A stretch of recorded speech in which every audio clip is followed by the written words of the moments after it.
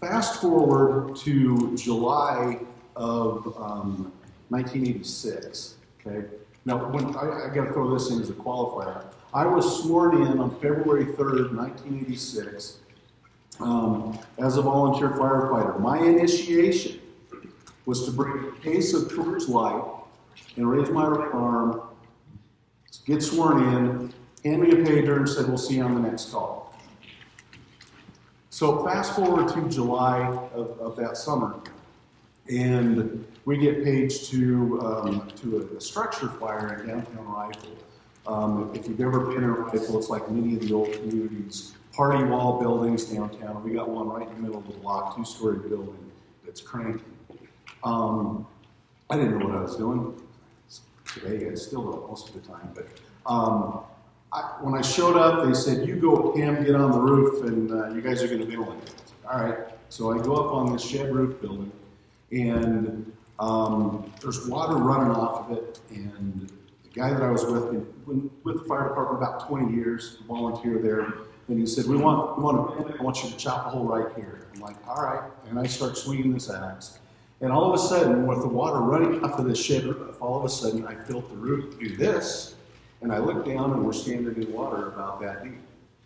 Well, I didn't have a lot of training as a firefighter, but instinct told me that that's a bad thing. So we got off of the building, and it was an aha moment for me where I was like, what in the hell am I doing?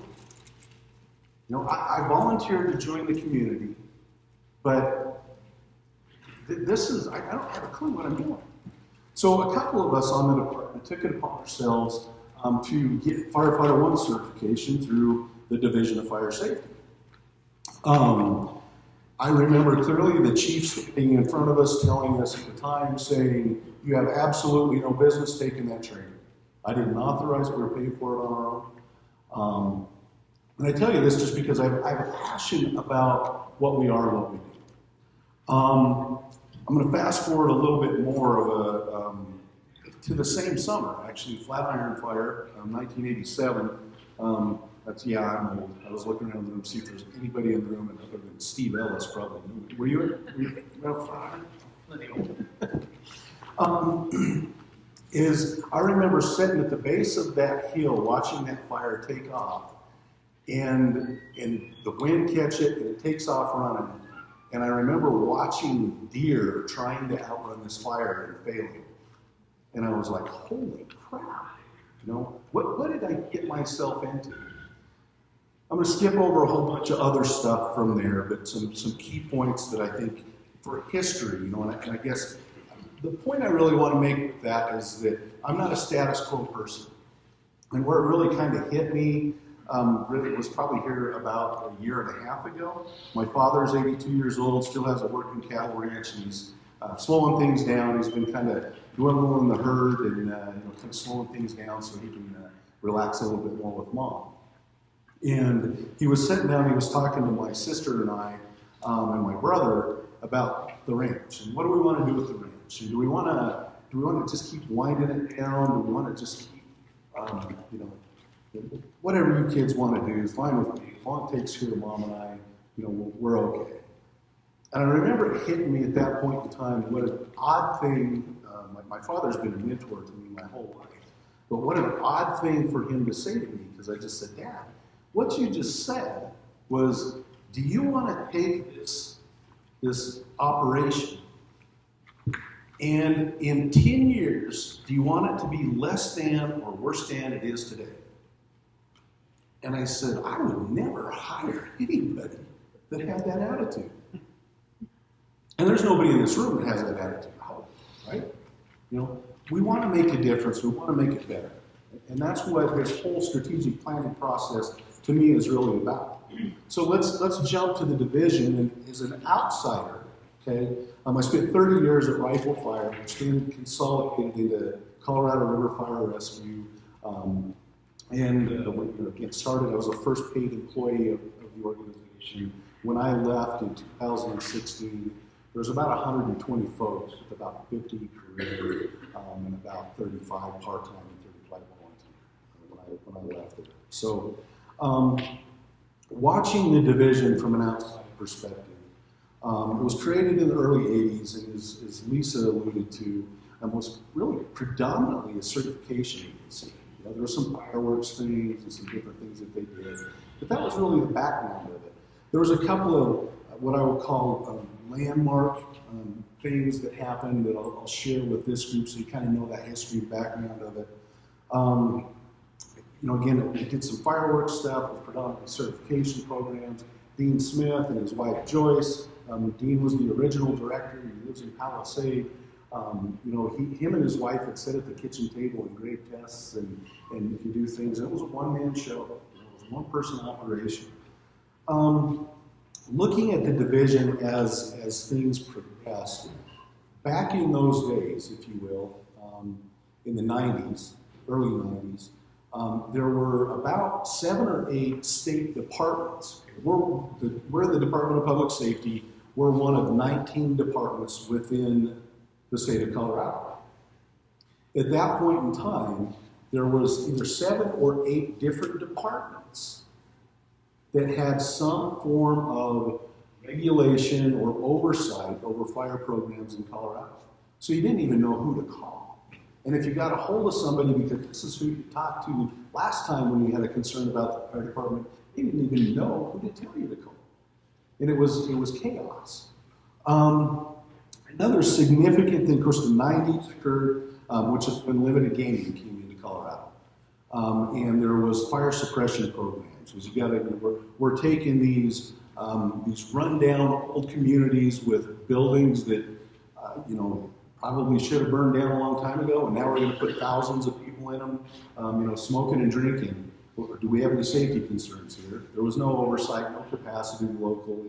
And so the division took over oversight on the suppression programs and the beginning of the fire and life safety section, if you will. Another event happened in 1994. Vaughn alluded to it here in his stuff. An event called the South Canyon Fire. The South Canyon Fire happened in the neighboring jurisdiction. Okay. I flew the South Canyon Fire with the undersheriff on July 5th, 1994. July 6th of 1994, we know what happened.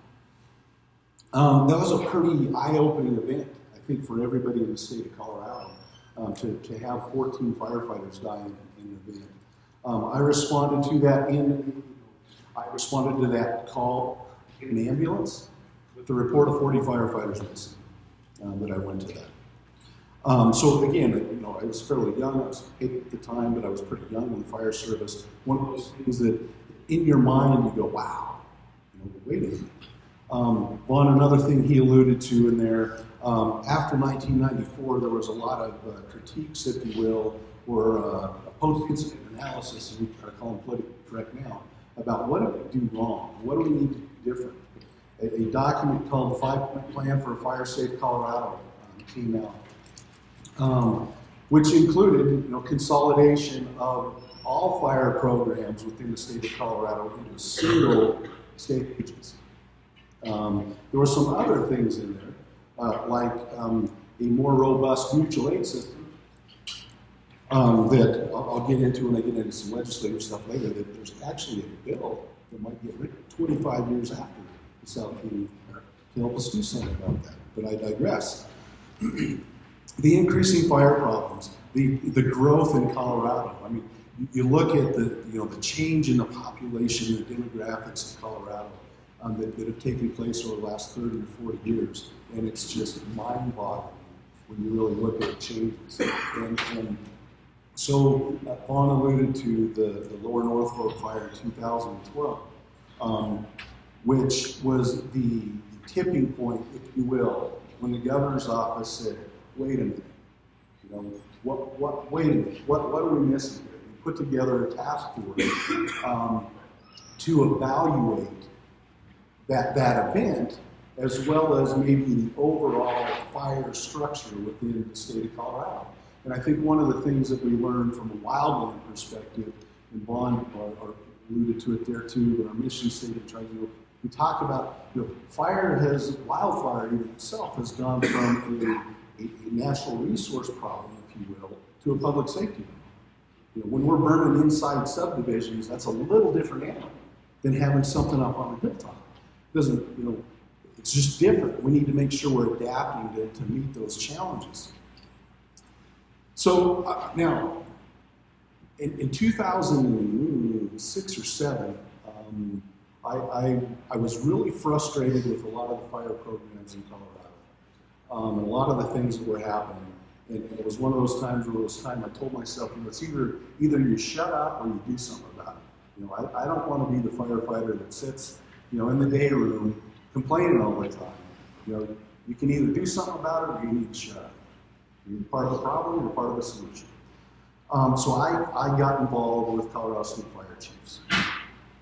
2012, when the Lower North Fork fire happened, and this commission was put together by Governor Hickenlooper and his staff, I was the vice president of my second-year term of Colorado State Fire Chiefs when that happened. So we started having a lot of conversations about, and I remember we were sitting on the conference call, and there had actually been legislation introduced at that point in time that said we were going to take the Division of Fire Safety and we're going to change it to the Office of Fire Safety, which in the state structure is a demotion, right?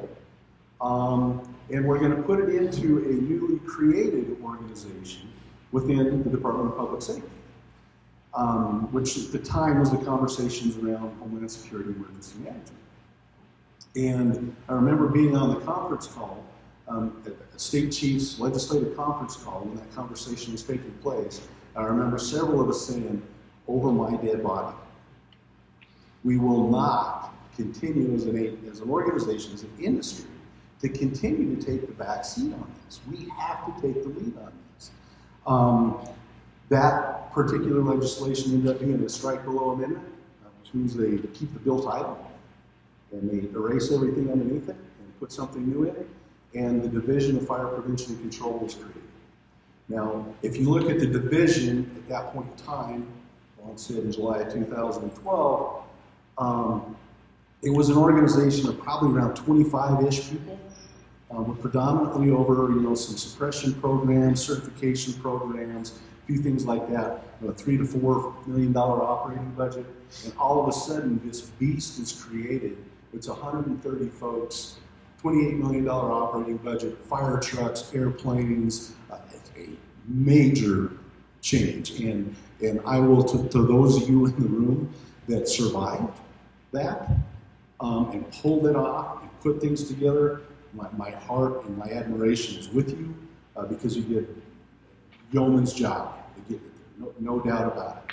I went to be the president of Colorado State Fire Chiefs. I did a lot of work with Paul Cook as things were going forward. The work he did, sleepless hours, I don't think anybody, I think for 5 years, I'm not sure Paul slept. His heart and soul was in it, and he did a tremendous job. So, with that, Melissa, I want to show you this video.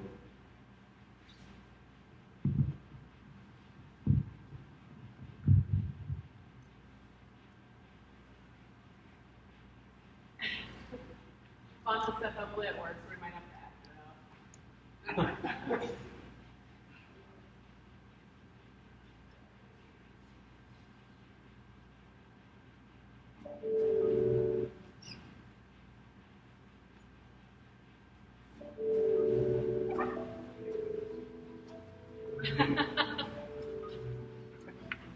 A group of scientists placed 5 monkeys in a cage and in the middle a ladder with bananas on top.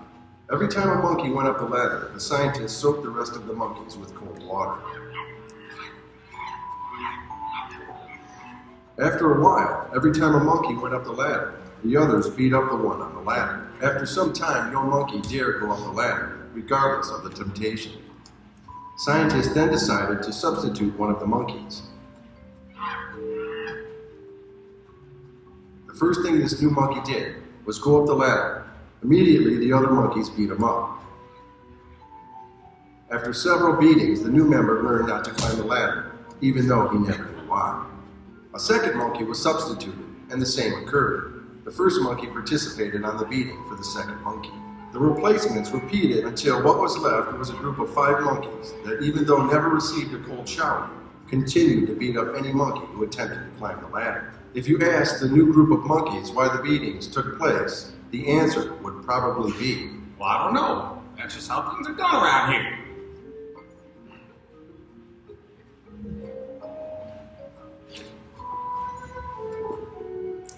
Okay, that doesn't reflect government at all, does it? So again, I share with you that just to go, we have to be forward thinkers. We have to be think outside the box. We have great traditions in the fire service, and we got to hold on to those. But we've also got some traditions that is just like, why are we doing that? And the answer typically is, I don't know. It's just the way we've done it before. I know I joked with Mark, when he was buying structural gear, about why are we buying traditional helmets instead of European style helmets? And these guys have been in the room with him, like, don't talk about European style helmets. That's bad juju, right? But the fact of the matter is, it's safer and more efficient, right? So we need to be thinking, and don't go back and tell Mark that I was trying to market European helmets again. But you get my point, is that we need to be creative, and that's part of why we're here today. So in 2016, it is when I came over here. Paul had married MJ, who they had been having, they were married and having a long distance relationship because she was in Wisconsin and Paul was here. And so he finally said, I'm out. And him and a couple others tried to talk me into, and apparently did talk me into applying for this job. And I was fortunate enough to get the opportunity to work for all of you guys and the people of the state of Colorado. But again, I think it's important to I started with to say I'm not a status quo guy, and I'm not going to be a status quo guy because we've got significant challenges that are facing us in this room and the folks in Colorado that live, work, and play here. And we need to be more proactive with how we address those things.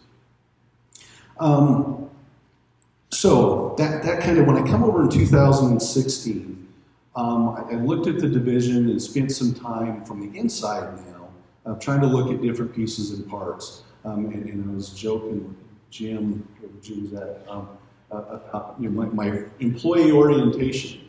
And Dave and I were in that. A couple other DFPC employees were in that together. And I remember sitting in the room and they were like, if you have questions about this, go see your director. And I'm like, don't come see me because I don't have a clue. So when we started this whole process, it was kind of this, what's it look like? What do I see now? And I'm an advocate for strategic planning and creating that vision and beginning with the end in mind and all of those different things if you want to be successful. So we started this planning process that many of you in the room were a part of early on or have been continually a part of. And we're going to continue to do that. We want this to be a living, breathing document. I'm also a big fan. I remember that same fire that the roof, my aha moment about training in structural firefighting. I remember a guy that got sworn in the same night I did in February of 1986. At that point in time, they gave him an award for basically the biggest bonehead move you could ever make for that fire, because he took a section ladder, 35-foot extension ladder, and threw it up against the wall by himself. Well, there was another guy helping him throw it. There's another guy helping throw it. But he was calling the shots, and they set it up, fly section in, which means backwards. So they gave him an award for that. And I will never forget what he said. He said, at least I was trying. And the whole point with that was he didn't have the training. He'd been there for 3 or 4 months just like I had. He didn't have the training, he didn't have the knowledge, he was trying. And I think with all of this stuff and living, breathing documents is we're going to break some china along the way, right? We're going to find some things that We thought that was a good idea, and maybe it wasn't quite as good of an idea, but we have ownership. We're going to find it as a team. We're going to come up with solutions as a team, and we're going to make it right. We're going to move it forward. So we'll break some stuff. That's okay. We want to break paper plates. We don't want to break the china. But we learn from our mistakes, right? And kind of back to some of that theme early on is, assume good intentions. If we try something that doesn't work, it's not because we were trying to break it. We had good intentions, but we also have to be on our feet to catch that as a team and make the appropriate adjustments to move forward. So as we do some of that stuff, and I'm going to talk about a ton of other things, one of the things, it was kind of that, where are we going forward? So I think one of the other things that Lisa said, Chris mentioned it early on, the DI, which is the decision item. And most of you in the room, you're very lucky if you're in this category, probably doesn't know what that means. And you're fortunate, but I'm going to bore you with a little bit of detail on that. In approximately May or June of every year, all of the directors, along with the executive director, get together and we have a budget planning meeting. And each of the 5 divisions within public safety gets to bring forth the items that they're going to champion.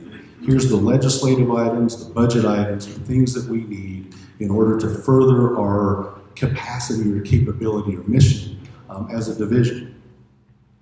Of those, there's a handful of those that actually make it out of the Department of Public Safety. So if there's 30 items that are brought forward by the 5 divisions, we're lucky if 8 or 10 of them actually make it to the cabinet level, where now all of the other the 18 other executive directors have a conversation about what are the priorities. If there's not smoke in the air, fire is not a priority, right?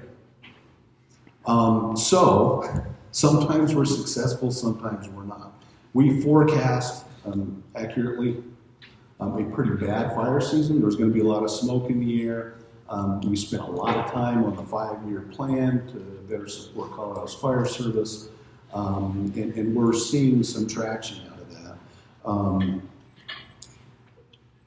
To Lisa's point, what Mark would say is how does work really get done? I'm sharing this with you because when you talk to the local firefighters or fire chiefs or folks to how things really get done, I'm amazed sometimes that everywhere I go where people go, why aren't you doing that as the director of DFPC? It's like, I tried. I couldn't get it through. I didn't make the list. I didn't make the decision item process. We have a few items that were in the email I sent out earlier this week that did make through the decision item list. And it looks like, not 100%, but it looks like we're probably going to get them.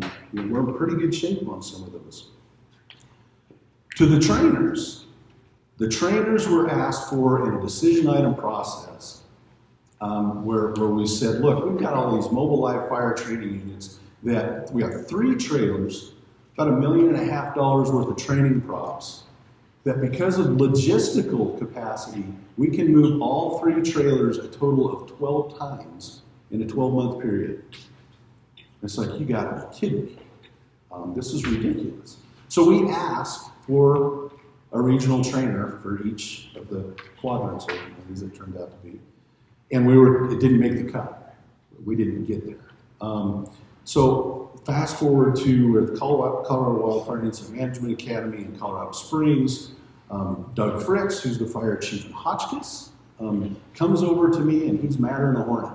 He's like, oh, damn it, Morgan, you let me have one of those trailers last year for a month, and I put 100 guys to it. It was great training, and I called and I asked for them this year, and I got told no, I can't get it. What is wrong with you? And I'm like, Doug, here's the deal. I'd love to get it. But here's the issue. I can't get the resources. I said, call your senator, or call your representative. And he's like, my representative doesn't care about, doesn't know who I am, doesn't know anything about me or anything else. And I said, well, who's your representative? He goes, I don't even know what her name is.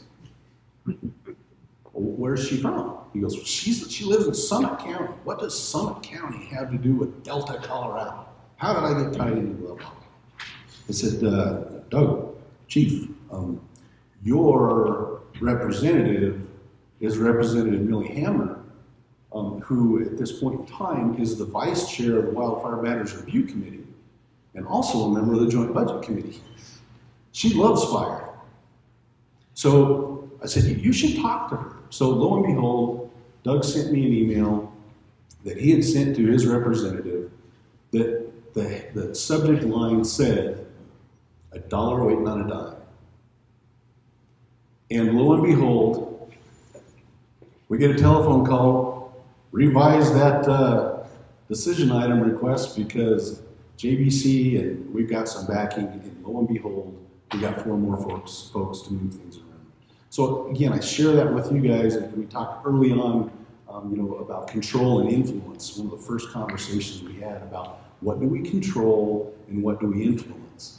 And I say this to this group because as we do things, I've learned in a lot of ways when I use this example, I bore you with it, I'm sorry. When I was the fire chief of Colorado River Fire Rescue, if I wanted to change the personnel manual or change the hiring process, then I went to the board of directors and said, I want to do this and here's why.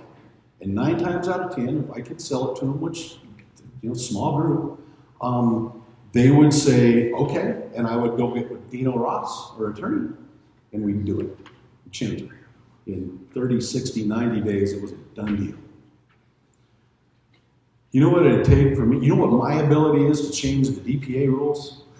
I mean, I'm not even sure I can influence those things, let alone control. And I'm sharing this with you so that when we have these conversations, that we recognize what we influence, what we control, and how to best impact those things moving forward. So, I'm going to jump into a couple of the legislative items that will kind of legislative items of interest moving forward.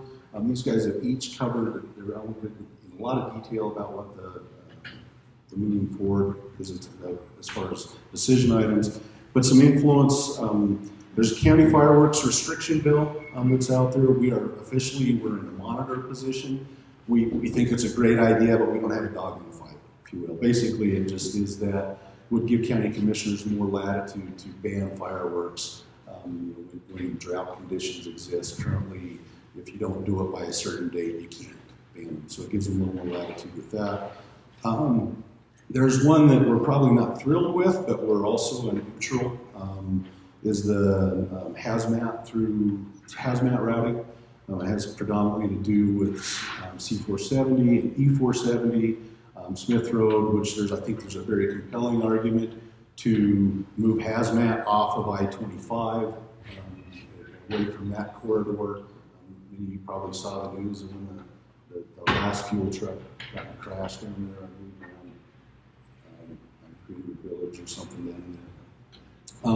But there's also a piece in that about a study to allow hazardous materials to go through the Eisenhower Tunnel, which I won't get into a ton of details, but that tunnel is not designed for hazardous materials to go through there. I think Rob and Chris and I and some others have joked that you have an LPG tank go off inside that tunnel, you're going to kill everybody in it.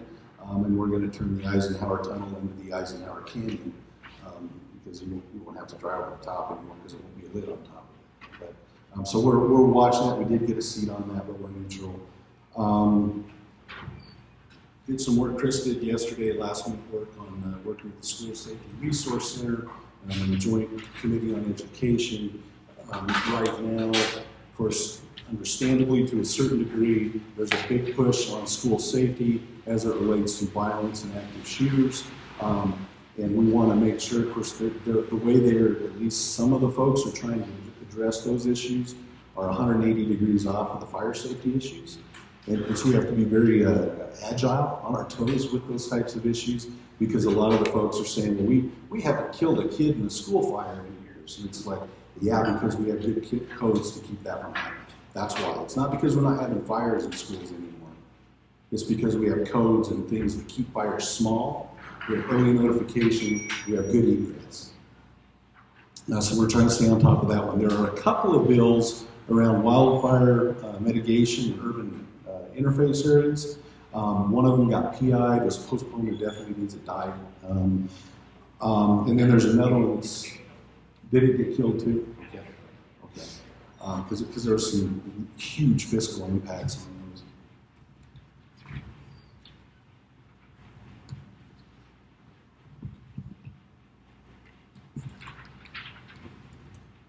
Additional people for fire and life safety section. That's always good stuff. We got the first round that Jerry and Riley will continue to wear the right uniform, the uniform they should be wearing. Welcome home, brother. And then also a recommendation for those of you who know that we were given $3 million last year, and we came up with all of these plans on what we were going to do with it. And then there was a lot of confusion around, did they give that to you once, or did they give it to you as a continuous funds? So we had to kind of, one foot on the brake, one foot on the gas type of thing to get through. JBC voted 6-0 for that to be ongoing. We've got some administrative items that we're working through with Victor, because he's a hell of a lot smarter than I am at most everything, but especially state budgets. The Colorado Fire Programs Commission. There's been a lot of questions around that, a lot of emails and different things. I'm not going to spend a ton of time on that. But based upon all of the travel we did and the work we did with developing this 5-year plan to support Colorado, we recognized that in all of our sections, there was a significant need to bring the fire programs in Colorado at least into last century, if not into this one. The fire problems have changed, as we alluded to earlier. So the concept of this commission was born to put together a group of decision makers that would make recommendations to the legislature on items that needed to be corrected in the fire service or adapted, changed in the fire service. We had some challenges with that because several of the legislators are obviously the largest section we have, what we keep telling you, the largest section we have is the wildland section, but that is not all that we do. We do a lot within the Division of Fire Prevention and Control, and all of our programs we evaluated and looked at. There were some folks there that kept trying to turn it into, and we'll probably have some more pushback on that along the way, to turn it more into like a Forest Health Advisory Commission. I keep getting the Riot Act because they keep saying, well, it says mitigation in there too much.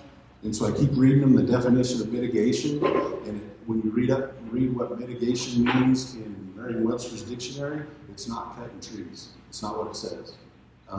It's about reducing the likelihood and the severity of what's going to happen. I keep trying to point into the 1974 America Burning Report, when we were killing 12,000 civilians a year in fire, that we mitigated that to where still unacceptable numbers, but we're at about 3,000 people a year that we're killing in fires now, 40 years later.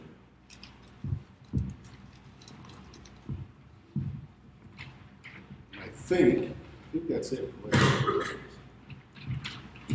So, oh no, last I want to mention is Colorado State Fire Chiefs. They sent a bill. We just saw a very, very rough draft. Ross is the attorney for Colorado State Fire Chiefs. He drafted a first run at a bill that would establish a statewide mutual aid system within the fire service, that the support for those programs would be housed within the Division of Fire Prevention and Control. I think a lot of this, and for those of you that we've had some conversations about the concept of a regional mutual aid coordinator or regional initial attack coordinator concept, and I think they're kind of taking pieces of that to build on that. It's not being crafted by the legislative folks that draw up legislation. They have not looked at it yet. However, Leroy Garcia, Senator Garcia, who is the president of the Senate, is the primary sponsor in the Senate. And Representative Exum is the primary sponsor in the House. Representative Exum, I believe he was a deputy chief, correct? Battalion Chief. Battalion Chief, okay. Battalion Chief, Colorado Springs Fire Department, retired. Senator Garcia was a paramedic from Pueblo County, I believe. So both of them have a background in public safety and first response. And of course, they're both part of the parties that own all of the real estate at Colfax right now. So there's a likelihood that something will come out to move us down that path. So we're going to be getting together to work through some of those details. So with that, questions, comments, thoughts, complaints?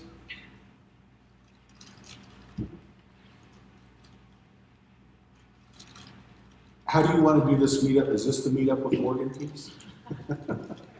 St. Paul? Oh, it's almost 5 o'clock, so pretty quick it can be margaritas with Morgan, which I tried to come on originally.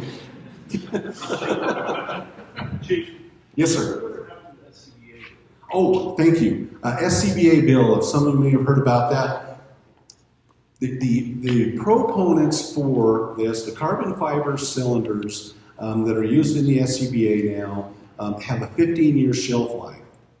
And at 15 years, you have to throw them away. The proponents for the bill said the 15-year was a random number because they didn't have the data and the statistics to back up that they would actually last longer than that. They have since said, we have proven that they will, from an engineering perspective, that they will last longer than that, and they're actually wanting to turn them into 30-year life bottles. In order to do that, the DOT, the US DOT, is the regulatory agency over pressurized cylinders. DOT, I think they're, for the most part, they're kind of okay with that. They go, well, this is all right. However, the primary agency that the fire service looks at is the NFPA. And NFPA has not adopted that yet. NIOSH has not really, NIOSH has implied that they probably will be okay with it, but it's kind of the cart's in front of the horse. And one of the biggest components about needing that to happen is the manufacturers have to really buy off on that. So yeah, we think this is a 30-year bottle.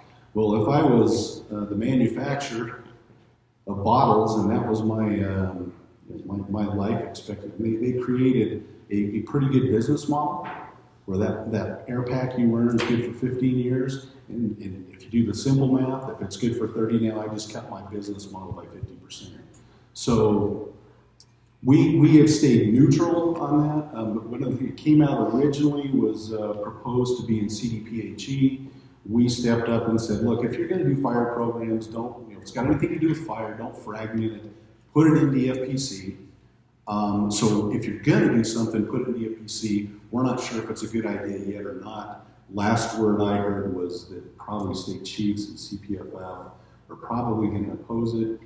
Just because of that NFPA thing. I mean, as a fire chief, if you start putting bottles on somebody's back that don't have NFPA approval and somebody gets hurt, you just own it. So. Hey, Chief. Oh, sorry, go ahead. How about the bill that would prevent us from promulgating rules? Do you want to take that one, Melissa? I'm not as up to speed on that one, Chris. No. No, I don't know what the current update is on That may be one of those that maybe better when we get back to you. We'll get you the latest information I have. I learned a long time ago that I don't know was a perfectly good answer, and usually a better answer than if you don't know and you try it. So I mean, I can give the background on it is that it says that for us to promulgate rules, we have to get an exception to do so. So we aren't able to change our rules if that bill passes without an exception from OLS.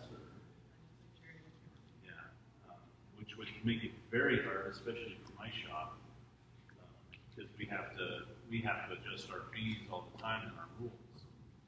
To do that, it's a ruling process.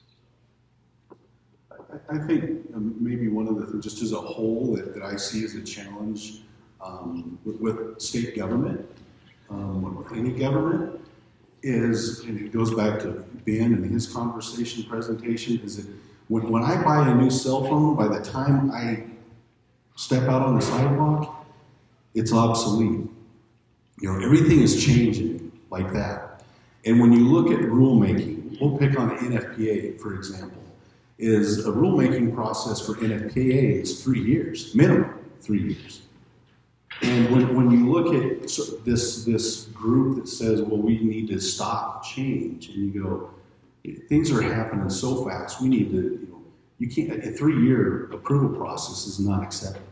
You know, we've had some conversations with different things around, you know, where they've said, well, can't you do supplemental budgets for this and that and the other? And it's like, in July, you know, during fire season? No, we can't do that. So I think there's a balance of getting people to understand the challenges, pros and cons of technology, and being able to move quickly. Mike, just a follow-up, has there been any movement to try and rectify the programs that have had their exemption for carryover limitations taken away from those programs? Yes, we've tried. We've had very limited success. That's probably another classic example of why we, you know, like a fire programs commission might make a hell of a lot of sense for us. You know, so for those in the room that don't kind of understand what Rob's talking about is when a school or a hospital facility gets a permit, they come in and they pay their fees for that today. Now, to build one of these hospitals or schools could be a 2-year, 3-year project, right? So they pay their fees this year that's going to pay for that inspector and the inspection and the plan reviews and all that stuff that are going to take place over the next 2, 3, 4 years. They passed legislation that said you can only have 16% carryover. So if you have, which in essence what I'm saying is you have money in the bank to pay Rob's salary for the next 3 years, but they make us give it all back in reduction of fees because we're carrying too much money on the books. Maybe I shouldn't say this, but I'm getting, but I tell my wife, it's like, you know, sometimes I wonder why I drink and then I come to work. Like, wow, got it. I don't drink at work. But when you see some of this stuff, you're like, man, you can't make stuff like that up. Real-time update, that bill got postponed indefinitely, so Good. not, Awesome. not a thing we need to worry about. The one that said we can't promulgate. Can't promulgate this. Thanks. What else? Brenda? Somewhat related to politics. How are you and Chief Jones received at the county sheriffs, bringing on the new sheriffs? I will let Vaughn answer that, chime in on that too, but I will tell you I was almost blushingly embarrassed. We had an hour and 45 minutes to explain to 22 sheriffs how fire works in Colorado, including DHSEN's part of the presentation. And search and rescue. So we had our map and contact information. Said we had like 15 minutes when it was all said and done for us to talk, really. But it was, the sheriffs love what you guys do. They grilled me a little bit early on. Sheriff Mikesville actually grilled me early on about the administrative fees that were charged to him, at some astronomical rate, which was actually a Colorado State University thing. So it was pre-us. But when we went directly from our stuff when we were done to, they did what they called a round table or something like that. But they had 5 county sheriffs from Colorado setting up in front of the room with these 22 sheriffs and telling them, here's what you need to know. And every one of them spent minutes, if not multiple minutes, talking about what DFPC does and making sure you get to know them now. And literally one of them was like, I'm not talking about January 8th when you get sworn in. I'm talking about Monday morning when you get back from this conference. You get in contact with the DFPC folks. So I can't tell you how proud. Vaughn and I were just like, wow. But it was an honor, and I think, and I'm glad you brought that up, Brenda, because I think sometimes we in this business become so critical of the things we do wrong, we forget what we've done right. And again, coming from watching as an outsider within the division, or outside the division for 30 years, and then coming here and seeing what's changed in the last 5 to 7 years is like, wow. And I will tell you, Steve Hart, how many of you guys know who Steve Hart is? Okay. Steve Hart was the incident commander on Type 2 incident management team, was the incident commander for the South Canyon fire. And Garfield County, actually, because we had a lot of fires over there, was one of the first counties in the state to try to put together a Type 3 incident management team at the county level. And we brought Steve Hart in and had a training with him about things to do.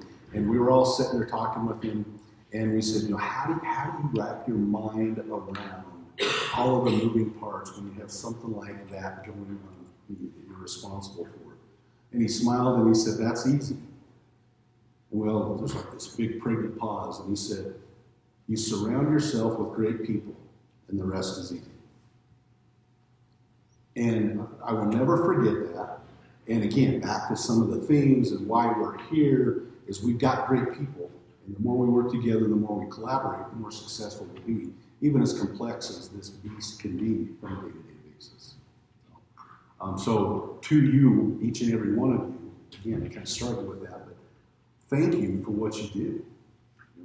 We'll have some challenging conversations around things, I'm sure, over the next couple of days, which is fun. Keep it professional. But the more we can learn, we can stay focused on the good that this organization does. Don't ever lose sight on